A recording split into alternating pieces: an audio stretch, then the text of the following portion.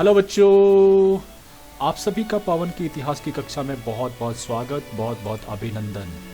आप लोग लगातार मुझे सब्सक्राइब कर रहे हैं, उस वजह से मैं आपके लिए अच्छी वीडियो बना रहा हूं। और ये वीडियो इसलिए इम्पॉर्टेंट है क्योंकि इस वीडियो में मैंने अति महत्वपूर्ण प्रश्नों को जो है आपके समक्ष रखा है और उसके विस्तृत जो है वो वर्णन भी किया है। हमारा जो चैप्टर है आपको मालूम है, अध्याय नंबर 9 है शासक और विभिन्न इतिवृत्त। इसमें मुगल दरबार मतलब मुगलों से संबंधित प्रारंभ से लेकर अंत तक हम पढ़ने वाले हैं, जिनमें से 11 प्रश्न जो है मैंने पहले भाग में भेज चुका हूं। अब दूसरे भाग में 7 अन्य महत्वपूर्ण प्रश्नों की बात हम यहां पर करने वाले हैं जो वेरी वेरी इंपॉर्टेंट। चलिए एक एक करके करते हैं। पहले सबसे पहला, झरोखा दर्शन की जो प्रथा थी वो मुगल सम्राट ने किसने शुरू करी थी और इसके पीछे मकसद जो है वो क्या था। सबसे इंपॉर्टेंट जो है कि झरोखा दर्शन की शुरुआत जो है अकबर, जो सबसे महान शासकों में एक थे, मुगलों में सबसे महान थे, अकबर ने इसकी शुरुआत की थी। और ये झरोखा दर्शन क्या होता है कि महल में एक झरोखा, पूरब की तरफ एक खिड़की होती थी जहां पर जो है अकबर जो है निकलता था बाहर और दर्शन देता था। ये वैसे ही जैसे कि आज की डेट में मुंबई यदि आप जाते हैं तो जितने अभिनेता है वो बाहर खड़े होते हैं और उनके जो प्रशंसक होते हैं वो बाहर उनकी प्रशंसा में खड़े होते हैं और तालियां बजा कर उनका अभिनंदन करते हैं। ठीक उसी प्रकार से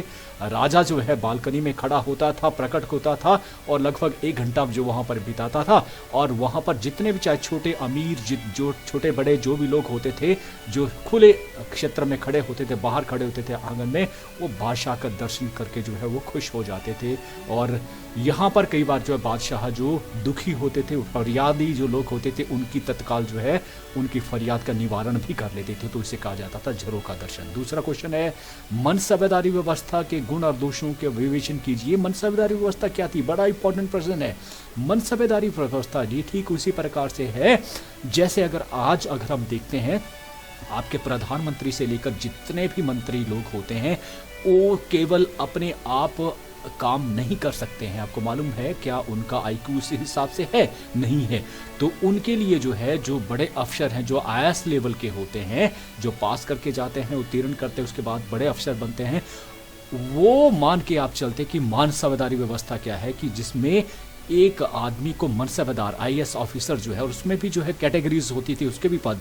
इसका मतलब क्या हुआ कि मनसबेदार जो है, ये शब्द जो है अरबी भाषा का शब्द है जिसका अर्थ होता है पद या स्थान। मतलब जितना बड़ा पद उसका होगा उतना ही बादशाह के नज़दीक उसका स्थान भी होगा दरबार में। ठीक है, जितना बड़ा पद होगा, प्रधानमंत्री होगा, सबसे नज़दीक होगा और वो सबसे बड़ी मनसबेदार होगा। मनसब में भी बहुत सारी मनसब होती है, कईयों का बहुत बड़ा मनसब, फिर उससे छोटा, फिर उससे छोटा, फिर उससे छोटा।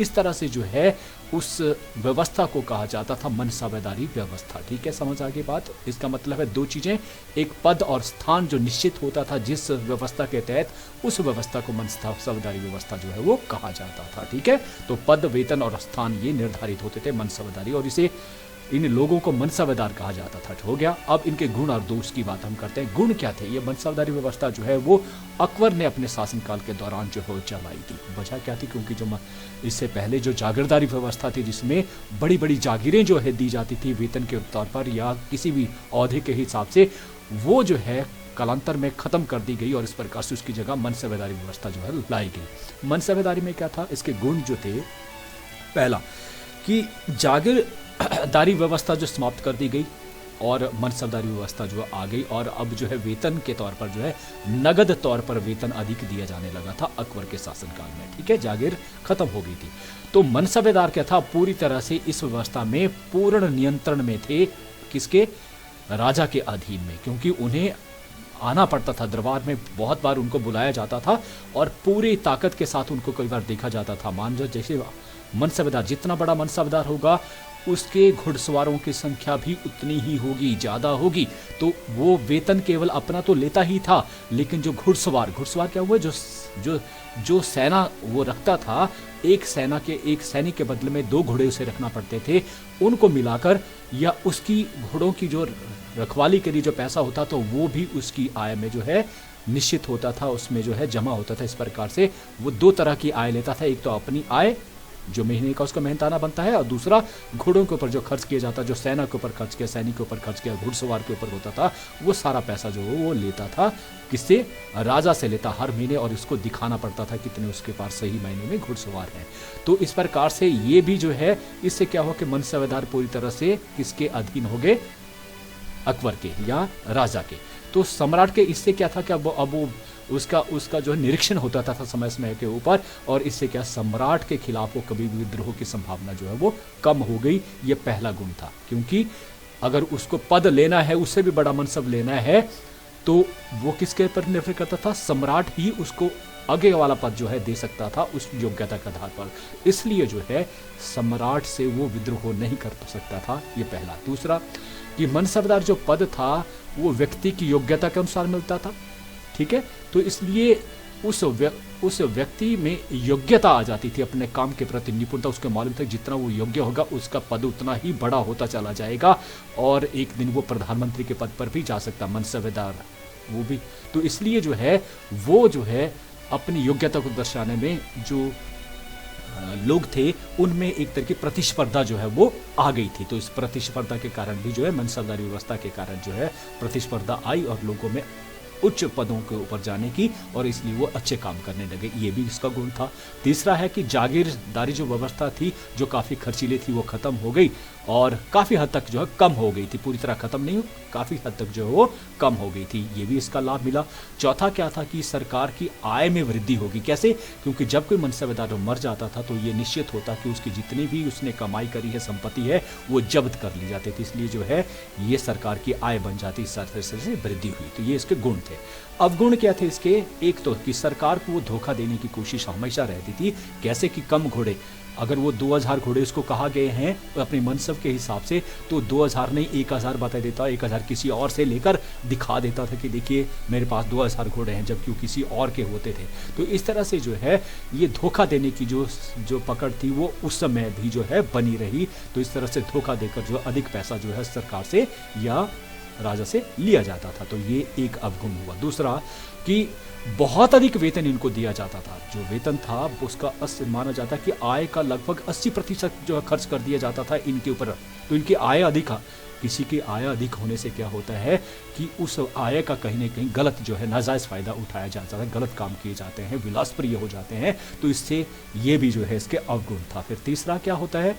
यस, ये इसके 2 अवगुण मैंने बताया। तो इस प्रकार से ये मनसबदारी व्यवस्था खत्म। तीसरा दीन इलाही धर्म जो है जो अकबर के द्वारा चलाया गया था, इस धर्म के बारे में जानना है, और ये क्यों नहीं चला इसके संदर्भ में। देखिए, दीन इलाही धर्म की बात जब भी होती है तो सर्वप्रथम आरंभ जो अकबर का होता है धर्म के प्रति में, तो पहली डेट आती है 1575 ईस्वी में। उसने क्या किया? सबसे पहले फतेहपुर सिकरी जो नई राजधानी बनाई थी वहाँ उन्होंने इबादत खाना जो है स्थापित किया था। इबादत खाना, ठीक है, इबादत खाना जहाँ इबादत उस अल्लाह की जाती थी। तो वहाँ पर जो अल्लाह को मानने वाले जो बड़े धर्म गुरु होते थे वो आते थे, और वो पाठ, क्योंकि अकबर जो है पढ़ा लिखा नहीं था, तो वो उनसे सुनता था कि कैसा है क्या नहीं है।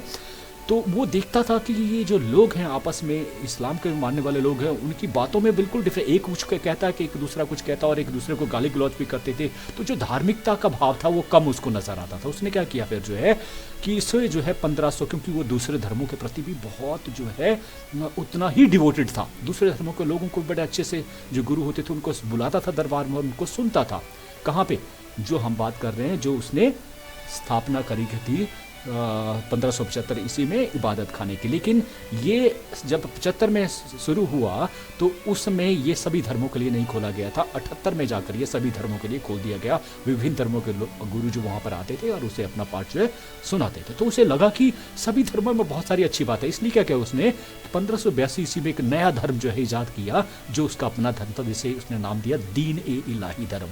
मतलब हर धर्म की जो अच्छी बातें थी वो उसमें डाल दी, ठीक है। और इसमें क्या था कि ये जो धर्म था दीन इलाही धर्म, इसमें ना देवी देवताओं का जो है स्थान था, ना ही कोई पीरों का स्थान था, कोई गुरु नहीं था, सिर्फ अकबर को माना गया उसमें। और इस प्रकार से ये धर्म जो है वो स्थापित हुआ अकबर के द्वारा। ये जो धर्म था माना जाता है कि ज़्यादा नहीं चल पाया, क्योंकि अकबर ने इसको चलाने के लिए कोई भी ऑर्डर पास नहीं किया। मतलब अगर राजा था वो खुद होता तो वो क्या करता, अपने धर्म को चलाने के लिए जो है वो ऑर्डर कर सकता है कि ये धर्म जो है आप लोगों को मानना पड़ेगा, लेकिन उसने ऐसा काम नहीं किया। जैसे अशोक ने जो है बौद्ध धर्म को फैलाने के लिए उसको राजकीय धर्म घोषित किया था, वैसा उसने नहीं किया।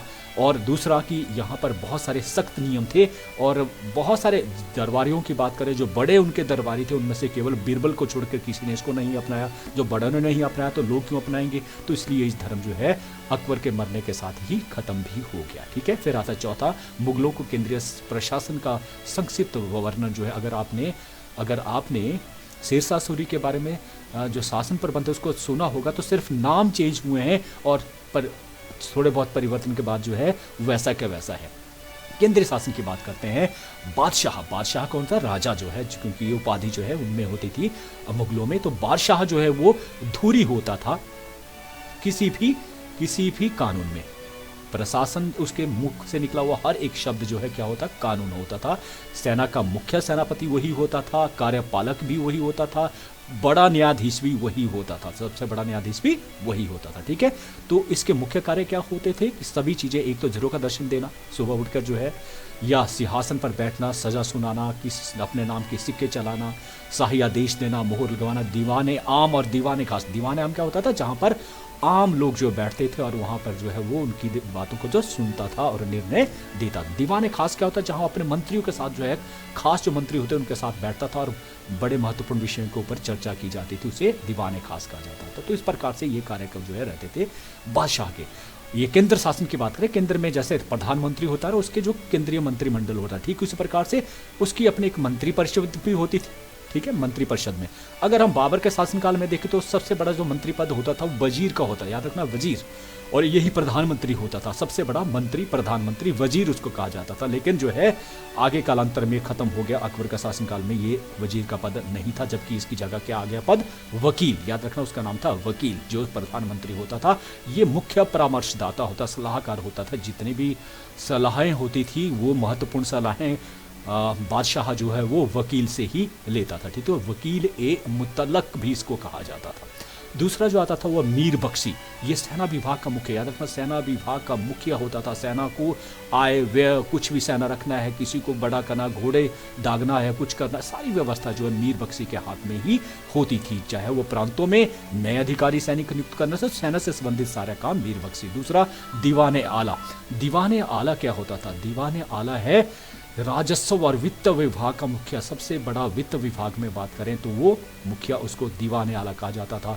चौथा आता था सदर उसदूर। और दीवाने आला की बात करते तो उसमें टोडरमल, राजा टोडरमल राजस्व विभाग को अकबर के संभालता था और उसने जो है बहुत बड़ा फेरबदल करके जो है वो आय को निश्चित किया था अकबर की, और इस कारण जो है सबसे समृद्ध राज्य भी उसने बनाया राजा टोडरमल के सहयोग से। फिर आता है सदर उसदूर।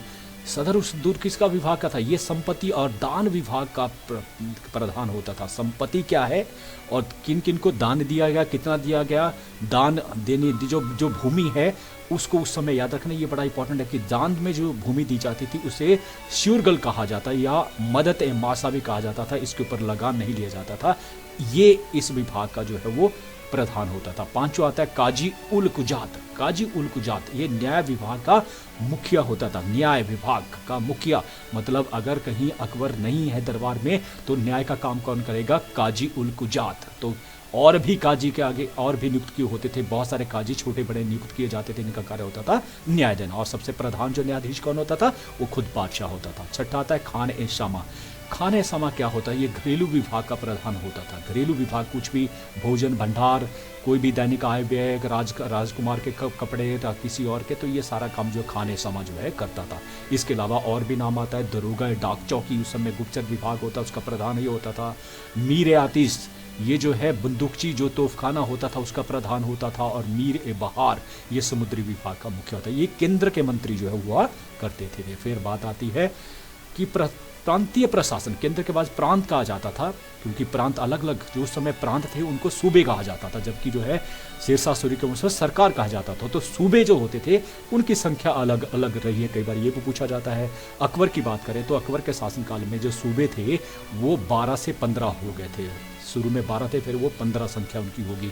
जहांगीर के शासनकाल में और बढ़ जाते हैं और विस्तृत हो जाता है, तो 17 सूबे जो है हो जाते हैं। उसका अगला बेटा जो शाहजहां होता है उसको और बढ़ा देता है, एक सूबा और आ जाता है, 18 हो जाते हैं। और औरंगजेब के शासनकाल में ये 21 संख्या जो है हो जाती है। जब 1707 में उसकी मृत्यु हुई थी तो 21 सूबे थे, ठीक है। ये हुई सूबों की संख्या, ये मतलब प्रांत जो बात कर रहे हैं हम, उनको सूबे कहा जाता है। तो सूबे का सबसे बड़ा जो अधिकारी होता है उसको सूबेदार, सीएम जो होता था वो सूबेदार, ठीक है।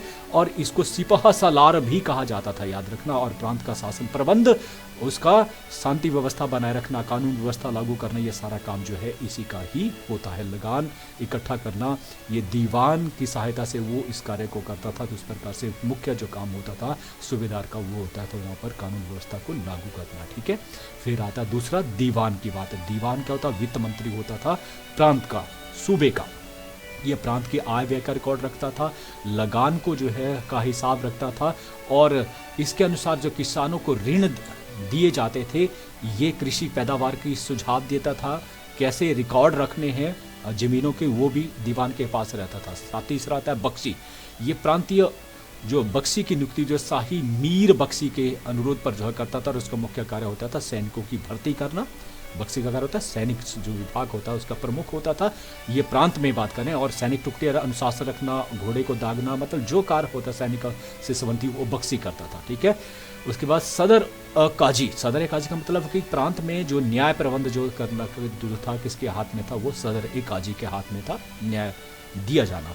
फिर एक और जो पूछा जाता है बाकिया नवीस, ये कौन था? ये प्रांतीय विभाग में जो गुप्तचर विभाग था उसका मुखिया जो है वो होता था।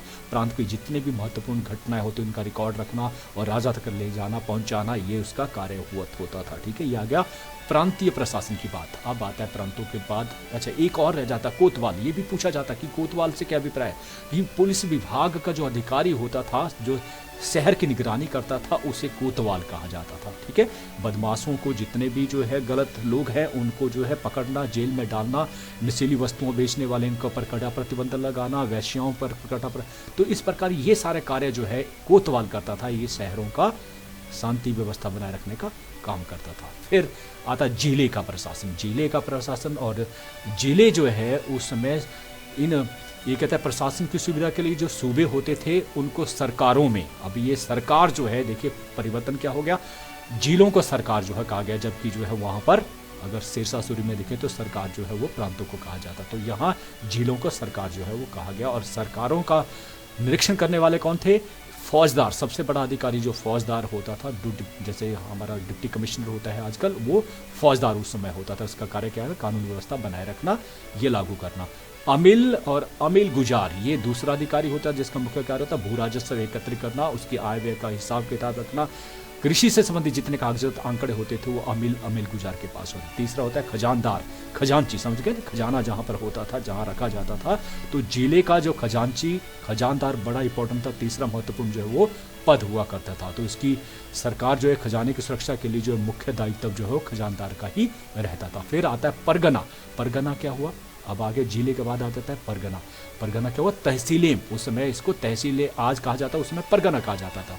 तो उसमें कौन कौन से अधिकारी थे? सिकदार, ये वैसा ही था जैसे जो फौजदार था। जिले में सिकदार का कार्य होता है शांति व्यवस्था बनाए रखना, अपराधियों को दंडित करना। आमिल जो है वही आ गया राजस्व विभाग का प्रमुख। कानून गोह क्या हो गया? पटवारी। और कानून गोह का कार्य क्या था? भूमि का निरीक्षण, राजस्व वसूली। पोतदार, ये खजांची होता था। पोतदार जो खजांची, वहाँ खजानदार कहा जाता था, यहाँ पोतदार कहा जाता था। और सबसे निम्न इकाई थी गांव का प्रबंध। वो गांव का जो प्रबंध था उसका जो पंचायत का मुखिया होता उसे चौधरी कहा जाता था, मुकद्दम भी कहा जाता था। और एक अधिकारी और रखा जाता था पटवारी, जो आज भी होता है गांव का जमीन का रिकॉर्ड रखने के लिए। तो चौधरी, मुकद्दम और पटवारी ये गांव से संबंधित अधिकारी होते थे, ठीक है। ये हो गया सारा जो केंद्र से लेकर नीचे तक का जो प्रशासन था कैसे था। अब अकबर के बारे में और इम्पोर्टेंट क्वेश्चंस क्या आते हैं कि अकबर की महानता के कारण क्या थे? ये बड़ा इंपॉर्टेंट क्वेश्चंस आता है। देखिए अकबर की महानता, अकबर ने कब से कब तक शासन किया? 56 से लेकर 1605 ईस्वी तक जो शासन किया, काफ़ी लंबे समय तक शासन किया। इतने लंबे शासन में उसने महान जो कार्य किए उसको वही उसको महान बना। सबसे पहला क्या है कि उसने विशाल साम्राज्य की स्थापना करी। और इसके बारे में मैं कह चुका हूँ कहाँ पे। अगर हम पूरब की बात करते हैं तो बंगाल से लेकर जो पश्चिम में हिंदू कुश पर पड़ता है और उत्तर में कश्मीर से लेकर नीचे दक्षिण में जो है गोदावरी नदी तक फैला। इतना बड़ा साम्राज्य विस्तार करना तो ये अपने आप में उसको महान बनाता है। दूसरा, एक कुशल शासन प्रबंध की स्थापना। बड़ा साम्राज्य स्थापित कर लिया लेकिन वो कुशल शासन प्रबंध भी जानता था। अच्छी ईमानदार सरकार उसने दी, ईमानदार अधिकारियों को उसने रखा और उनका जो है कर्तव्य पालन करना उसका सबसे मकसद था कि ईमानदार अधिकारी हो, कर्तव्य पालन करते हो, उन्हीं को ही उसने जो है वो अपने राज दरबार में जो है वो रखा, चाहे वो किसी भी धर्म से संबंधित हो। तीसरा है धार्मिक सहनशीलता की नीति अपनाना। ये भी इंपॉर्टेंट था कि खुद जो है मुस्लिम धर्म को मानने वाला था लेकिन फिर भी उसने दूसरे धर्म खासकर हिंदुओं के प्रति बहुत अच्छा व्यवहार रखा, सभी धर्मों के प्रति। और उसका व्यवहार बताता है 1543 में धार्मिक कर को हटाना, 64 में जजिया कर को हटाना और 1538 में जो सुलह कुल की स्थापना थी, जो उसने इबादत खाना स्थापित किया था, वो सभी धर्मों के लिए खोल दिया उसने और सभी धर्म के लोग यहाँ आकर उसको जो है अपने धर्म के बारे में अच्छी अच्छी बातें जो बताते थे। इससे क्या हुआ, उनका दूसरे धर्मों के प्रति जो सहनशीलता की नीति थी वो और भी निखर कर आई। तो ये तीसरी उनकी विशेषता। चौथा, महान कला प्रेमी। वो महान कला प्रेमी भी था, अनपढ़ होते हुए भी वो हर एक कला में जो है कला को बड़ी अच्छी दृष्टि से देख रहा है। दिल्ली में अगर हुमायूं का मकबरा देखा जाए, अगर आप कभी देखें उसको, बिल्कुल ताजमहल का अगर मॉडल लिया गया हो दिल्ली का हुमायूं का मकबरे से ही लिया गया है। तो उसे बनाने वाले कौन थे? अकबर। आगरा में या फतेहपुर सिकरी में, लाहौर में जो उन्होंने नई राजधानियाँ बनाई वहाँ पर जो है दुर्ग स्थापित किए, वो भी देखने योग्य है। बुलंद दरवाज़ा जो है 1602 ईस्वी में फतेहपुर सिकरी में उन्होंने बनाया था गुजरात की उपलक्ष्य विजय पर जीतने पर, तो वो भी देखने में अपने आप में एक बहुत बड़ा जो है वो एक कला को जो दर्शाने वाला एक नमूना है। इसके अलावा उनके दरबार में दसवंत और वसावंत ये दो प्रसिद्ध चित्रकार थे और तानसेन का नाम आपने सुना है, प्रसिद्ध संगीतकार नवरत्नों में से एक तानसेन, वो भी उनका जो है दिखाता है महान कला प्रेमी होना। फिर एक महान साहित्य प्रेमी, उस समय सबसे ज़्यादा साहित्यकार भी उसी ने दिए, जैसे अबुल फजल आईन अकबरी उसके द्वारा लिखी गई।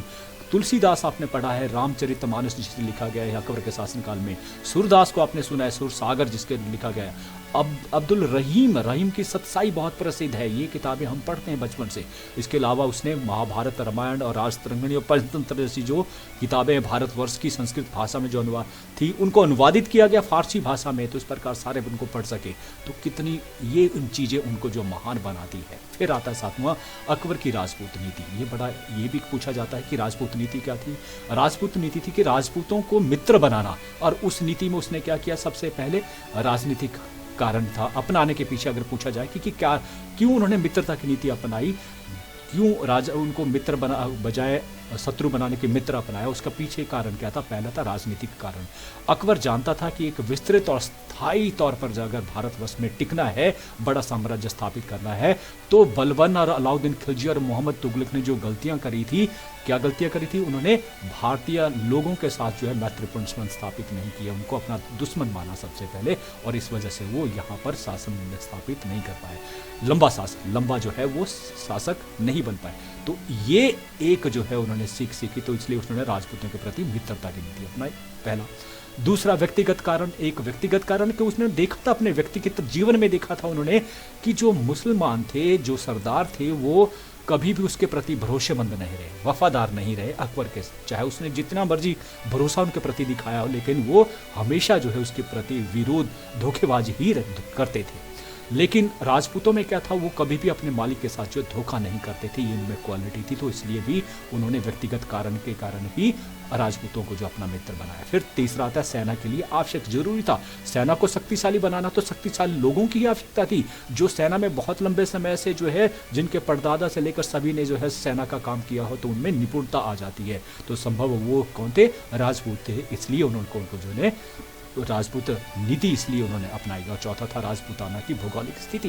राजपूताना को देखा जाएगा तो दिल्ली और आगरा के नज़दीक ही पड़ोसी में पड़ता है, तो पड़ोसी देश के साथ जो है अच्छा संबंध स्थापित करना ये जरूरी होता है किसी भी देश के लिए। अगर हमारे संबंध पाकिस्तान और चीन के साथ अच्छे बन जाते हैं, तो मैं कहता हूँ हम बहुत ज़्यादा प्रोग्रेस करेंगे। ऐसा है नीति के अनुसार। विदेश नीति में अगर हम ये चीज़ स्वीकार करना पड़ेगी कि जिन देशों ने अपने साथ लगे देशों के साथ अच्छे संबंध स्थापित किए हैं, तो उससे ज़्यादा दूर जाने की आवश्यकता नहीं, कोई चीज़ अमेरिका से लाने की आवश्यकता नहीं, जो चीज़ें यहाँ मिल सकती हैं और कम जगह से कम दूरी से कोई चीज़ें लाई जाएंगी, वो कम पैसे के ऊपर भी मिलेगी, लागत भी कम आएगी। तो इससे क्या होगा, एक दूसरे का सहयोग भी मिलेगा और हम जो फ्लोरिश भी होंगे। ये वैसा ही है कि घर में अगर 4 बेटे हैं वो आपस में नहीं लड़े, वो ताकतवर बनते। तो ठीक उसी प्रकार से राजपूताना की भौगोलिक स्थिति ने भी प्रोत्साहित किया कि उनके साथ मित्रतापूर्ण नीति जो है अपनाई जाए। फिर पांचवा आता है परिवार, उस्तादों का प्रभाव। उनके परिवार की ही बात करते हैं तो पिता हुमायूं और जो दादा बाबर थे, दोनों सुन्नी मुसलमान होते हुए भी इतने कट्टर नहीं थे। माता की बात करें हमीदा बानो, वो सिया को मानने वाली। देखिए सुन्नी और सिया दो संप्रदाय हैं। सिया जो है हिंदुओं की तरह ही जो है मुलायम होते हैं, सभी धर्मों का आदर करने वाले होते हैं। तो हुमायूं ने भी ईरान में जाकर जो है बाद में जो है सिया धर्म को ही अपना लिया था। तो उनके उस्ताद जो लतीफ़ थे या उनके संरक्षक बैरम खां थे, जिनके संरक्षण में जो है वो कालानौर में जो है पहले सहसा बने थे, तो वो भी उन्होंने भी हमेशा क्या सिखाया उनको, सुलह-ए-कुल। दूसरे का सुलह-ए-कुल का मतलब शांति से काम करना सिखाया। दूसरों के प्रति जो है वो बैर भाव ना होकर मित्रतापूर्ण जो है व्यवहार करने के लिए उकसाया। तो इस प्रकार से ये पांचवा कारण। छठा, अब्दुल फजल की राजकीय विचारधारा, जो उनके अकबर का दरबार या उनका जो दोस्त भी था कौन, अबुल फजल, जो बहुत क्योंकि वो बड़े जो लोग विद्वान लोग होते तो उनको जो है वो बहुत सम्मान देता था। तो उस सम्मान में ही अबुल फजल उनके जो दोस्त भी बन गए थे। तो वो जो है हमेशा उन्होंने उनको अच्छी विचारधारा उसके पक्ष में जो है जो थी वही सिखाया। और इवन लोगों में भी जो अकबर को परमात्मा के द्वारा भेजा हुआ एक दूत के तौर पर ही जो है वो दर्शाया। क्योंकि उन्होंने अपने इतिहास में देखें तो अकबर को जो है अकबर के अपने सिर के चारों तरफ एक लाइट दिखाई उन्होंने और ये बताया कि ये अकबर जो है वो किसने भेजा है, अल्लाह ने भेजा, परमात्मा ने भेजा। तो इस तरह से लोगों का विश्वास पैदा हो उनके प्रति और उन्होंने ऐसा ही कार्य करने के लिए अकबर को प्रेरित भी किया और इसलिए अकबर ने अच्छे काम किए। तो ये थे किन कारणों से जो है उसने राजपूत नीति को अपनाया, ये 6 कारण। अब राजपूत नीति की विशेषताएं बड़े जल्दी से करेंगे। बड़ा जिसको कारण पता लग गया कि क्यों अब उसने अपनाया, वो विशेषताएं भी है। विशेषताएं क्या है, उसने इसके लिए राजपूतों को मित्र बनाने के लिए क्या कार्य किया। सबसे पहले उसने क्या किया, अभी राजपूतों के साथ जो वैवाहिक संबंध स्थापित किए। याद होगा 1562 ईस्वी में अकबर ने अंबर हुआ जो जयपुर राज का है, वहाँ के जो शासक थे उनका नाम था राजा भारमल कछवाहा। उन्होंने अपनी बेटी की विवाह के लिए जो है अपना जो है निमंत्रण भेजा और अकबर ने उसको स्वीकार कर लिया। और इस प्रकार माना जाता है कि उनके जो बेटा पैदा हुआ सलीम, जिसको बचपन में कहा जाता था, वो उन्हीं का ही बेटा था। तो इस प्रकार से एक जो राजपूत राजकुमारी थी उसके साथ विवाह भी किया और उसके राजकुमार को जो है अगला जो है उत्तराधिकारी भी बनाया। जहांगीर के नाम से ये विख्यात हुआ। इसके तो इसका मतलब ऐसा करने से क्या हुआ, उनका जो है जो राजपूतों में जो है जो नीति उसने अपनाई राजपूतों के प्रति, उनमें और भी सद्भावना जागी, उनमें और भी जो है घनिष्ठता जो है आई विवाह संबंध के कारण। फिर दूसरा आता है राजपूत उच्च पदों पर नियुक्त किया जाना। बहुत सारे राजपूत, जिसमें राजा टोडरमल का नाम आता है, बीरबल का नाम आता है, राज बिहारी माई का नाम आता है, बेटे भगवान दास का नाम आता है, पोते मान सिंह का नाम आता है, उदय सिंह का नाम आता है। तो ये बहुत सारे ऐसे नाम थे जिन्होंने अकबर ने जो है बड़े मनसब के ऊपर जो है वो रखा था। इससे विश्वास जागा। तो ये भी जो है इसकी विशेषता थी। तीसरा, धार्मिक स्वतंत्रता। अकबर ने सभी को स्वतंत्र रखा, धार्मिकता के तौर पर किसी को नहीं बांधा। खुद जो है मुस्लिम होते हुए उन्होंने किसी को नहीं बांधा। हमेशा वो अपने चाहे अधिकारी हो, भारतीय हो, मतलब हिंदू जो अधिकारी हो, उनको पूर्ण आज़ादी थी। इवन जो है उनकी जो है जो राजपूत रानियां थी जिनको उन्होंने विवाह किया था, उनको भी आज़ादी थी कि वो किसी भी धर्म, मतलब हिंदू धर्म को वो मानती रही लगातार, उसमें कोई भी उसने हस्तक्षेप नहीं किया।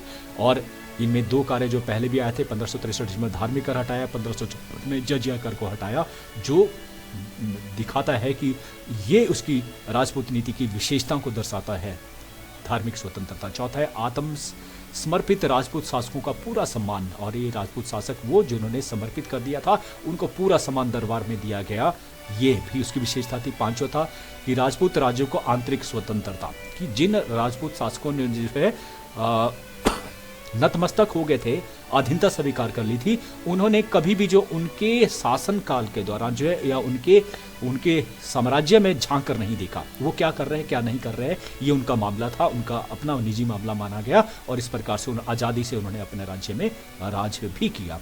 छठा था केवल मात्र वहाँ से क्या लिया जाता था, पैसा लिया जाता था, वार्षिक कर लिया जाता था। आक्रामक राजपूत शासकों के प्रति आक्रामक नीति, और जिन राजपूत शासकों ने उनकी बात नहीं मानी उनके साथ जो लड़ाइयाँ हुई। जिनमें रणथंबोर कलिंजर का नाम आता है, या फिर मेवाड़ जिसने अधीनता स्वीकार नहीं की, अगर नाम हो याद होगा महाराणा प्रताप सिंह, तो उनके साथ लगातार संघर्ष जो है जारी रखा। तो ये थे उनके 6 जो है विशेषताएं। अंतिम बात करते हैं वो है राजपूत नीति के परिणाम। ये राजपूत जो नीति अपनाई गई उसके परिणाम क्या क्या निकले, एकदम से फटाफट करके राजपूत मुगल साम्राज्य के रक्षक बन गए, बिल्कुल रक्षक बन गए, रक्षा करी मुगल साम्राज्य की, दिल खोलकर रक्षा करी और बड़ा विस्तृत साम्राज्य स्थापित किया। मुगलों की सैनिक शक्ति में वृद्धि बिल्कुल हुई, सेना शक्ति में, क्योंकि बड़े अहदेदार भी मिले और सेना भी मिली, और वो सेना जो कई वर्षों से जो है वो सैनिक सेवा दे रही थी, ऐसे आने से उनकी शक्ति वृद्धि होगी। मुगल साम्राज्य की प्रगति हुई, बिल्कुल प्रगति होगी, जब ज़्यादा युद्ध भी नहीं करना पड़े, और युद्ध में जो है ऐसे लोग शामिल हो गए जो उनके जो है शत्रु हो सकते थे, तो उससे क्या हुआ, साम्राज्य की प्रगति हुई, मुगल साम्राज्य विस्तृत हो गया। एक एक करके जो है, एक एक करके जो जिन्होंने अधीनता स्वीकार कर ली हो, ठीक है, जिन्होंने नहीं, उनके साथ युद्ध हुआ, रसम विस्तार हो गया। कला और साहित्य में विकास जिसकी बात हम पीछे कर चुके हैं। हिंदू मुस्लिम एकता, बिल्कुल एकता स्थापित हुई, हिंदू भी और मुस्लिम भी, दोनों में जो वैमनस्य था खत्म हुआ और दोनों मिलकर साथ काम करना शुरू किया। राजपूतों में एकता नहीं थी, राजपूत बन गए थे, कोई एक राजपूत ऐसे थे जिन्होंने सहयोग दिया और एक राजपूत ऐसे थे जिन्होंने सहयोग दिया, जिसमें बात आई रणथंबोर कलिंजर और मेवाड़ के, तो उस प्रकार से 2 गुटों में बन गया। और प्रशासनिक सुधार, तो एक अच्छे लोगों का सहयोग मिलने से अब उसे जो एक अच्छा प्रशासनिक सुधार करने के लिए फिर भी प्रोत्साहित हुआ, इस प्रकार से अच्छा प्रशासन भी अकबर दे पाया, ठीक है। तो इस प्रकार से यहीं पर हमारा दूसरा पार्ट खत्म होता है। और अंतिम 2 लाइनें कि जब भी आप एक अच्छी किताब पढ़ते हैं तो कभी ना कभी दुनिया में आपके लिए रोशनी का एक नया दरवाज़ा खुल ही जाता है। याद रखना, अच्छी किताबें हमेशा बहुत अच्छी साथी होती हैं। सबसे बढ़िया साथी की बात करें तो किताबें ही होती हैं। याद रखना, अच्छी किताबों को पढ़िए और आगे बढ़िए। इन्हीं शब्दों के साथ मैं आपसे विदा लेता हूँ। आपने मुझे ध्यान से सुना, उसके लिए आपका बहुत बहुत धन्यवाद। Thank you.